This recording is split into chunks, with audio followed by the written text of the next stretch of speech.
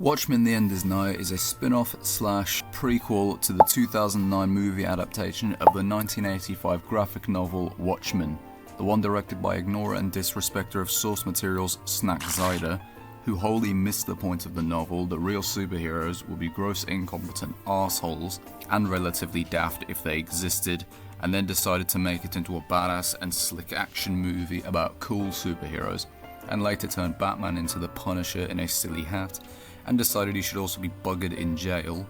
However, this video is not about this freak, it's about this abomination which was shat out in probably what I'm guessing around 6 to 9 months by Deadline Games to quickly cash in on the Watchmen name before it would soon squirm back into relative obscurity and only be spoken about by nerds.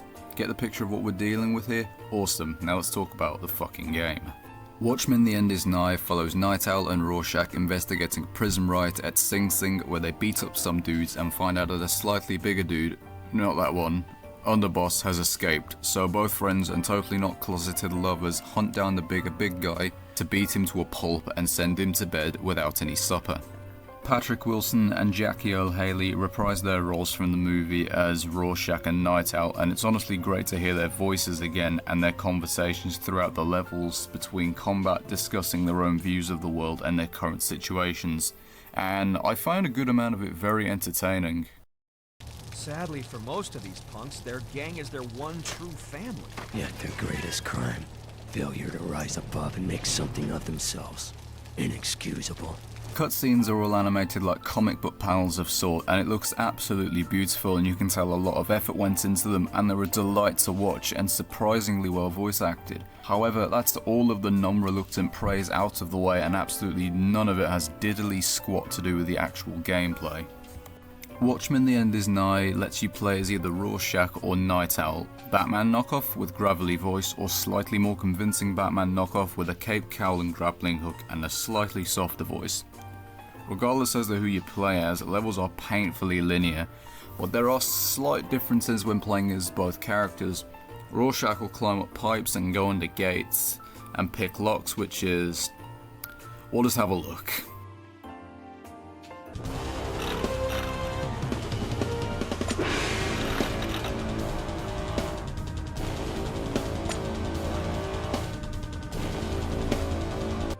I did this halfway through a fight and went to check on Nite Owl to find him getting absolutely bodied. You know what, dude? I don't think you're too cut out for this vigilante business. You've gone too soft, too trusting, especially with women. Okay, no. However, while kinda sucking as an AI sidekick, Nite Owl can use his grappling gun to escape to higher areas and go into dark places and use his night vision goggles, which is pretty cool and adds quite a bit of replay value, along with both characters having different fighting styles. Rorschach's more aggressive and brutal and even has a rage mode. However, Nite Owl's more strategic and calculated and can use his suit as a weapon in combat.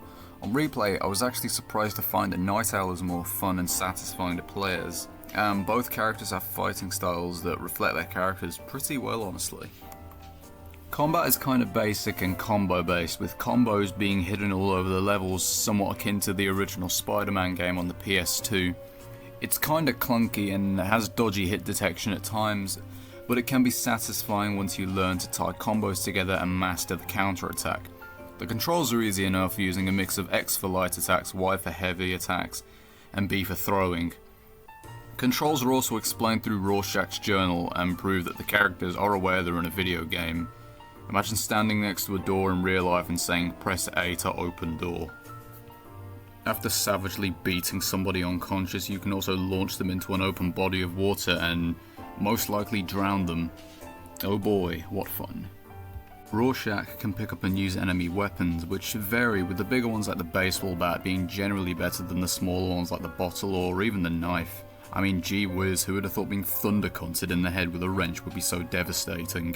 Finishers are honestly my favourite thing about this game's combat, with your character repetitively smashing their opponent in the face over and over again, resulting in blood and teeth being splattered everywhere, which puts me in mind of that one scene from the movie. You tell your friends they're dead! I'm gonna take out this entire rat hole neighborhood! I'll break your neck! Daddy, chill. There are two enemy types, regular and obese enemies. I'm not just making that up, this is what the game calls them. but you can stun lock everyone with a knockdown combo or to floor them and proceed to curb stomp them to death. I mean, I guess it's realistic.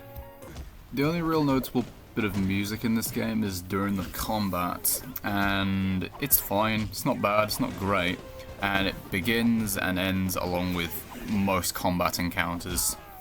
I'm not even done beating on this guy, but the fight song has stopped anyways. Even the game knows he's fucked.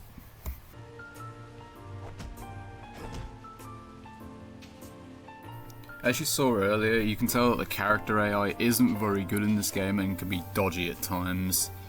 Once I lost Nite Owl entirely and I had to go around looking for him, like a small lost child looking for his mum at a little... Hold on, there were two of us, like, a minute ago, like, where's he gone? Maybe he's gotten stuck on something, or is he fell in the water?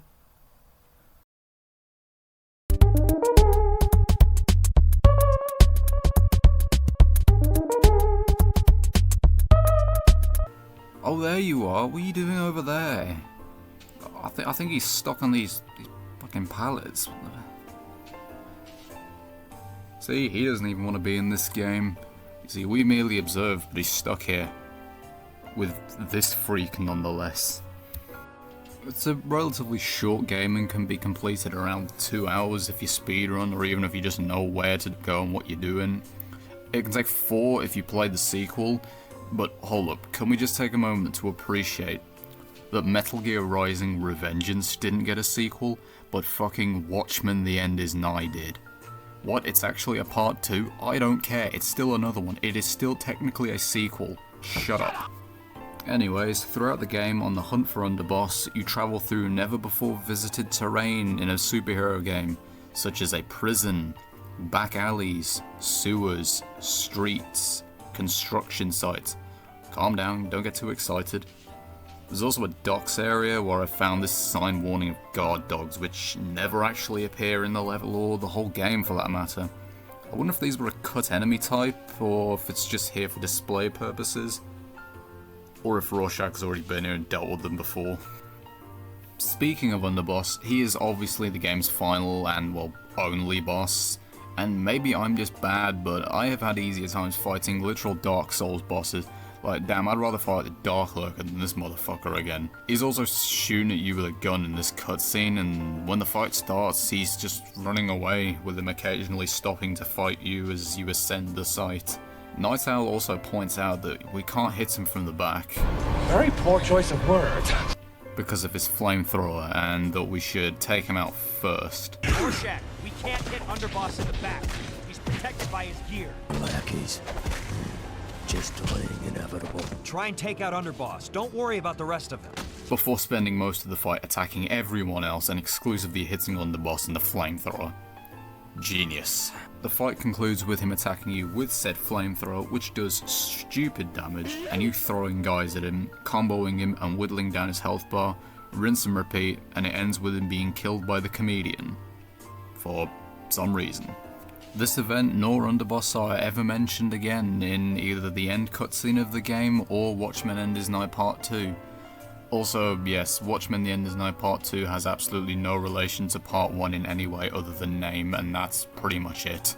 In all, this sort of feels like a quarter-baked clone of Batman Arkham Asylum, terrible boss fight and all, but honestly, for its worth, it isn't too bad. I got this and its sequel on Steam on sale for around £2 together. That's really good value, even more so considering I myself am a Watchmen fan. And if this video does well, I might cover part 2. I mean, even if it doesn't, I'll still probably do it anyways, because this game is something of a guilty pleasure of mine. So, would I recommend Watchmen The End Is Nigh? Well, maybe if you just want a simplistic fighting game and don't want to spend anything more than, say, a tenner, that's if you don't get this when it's on sale. And sure, if you're a Watchmen fan like myself, I'd say give it a go. You'd probably find mild enjoyment in this, or maybe you'd like it a lot. Or, if you have a small child that you silently despise and you need to distract the little bastard for a few hours, then yes, this is the game for you. Anyways, I want to thank you all so much for watching, and if you've made it to the end of the video, please go to the comments and type beans.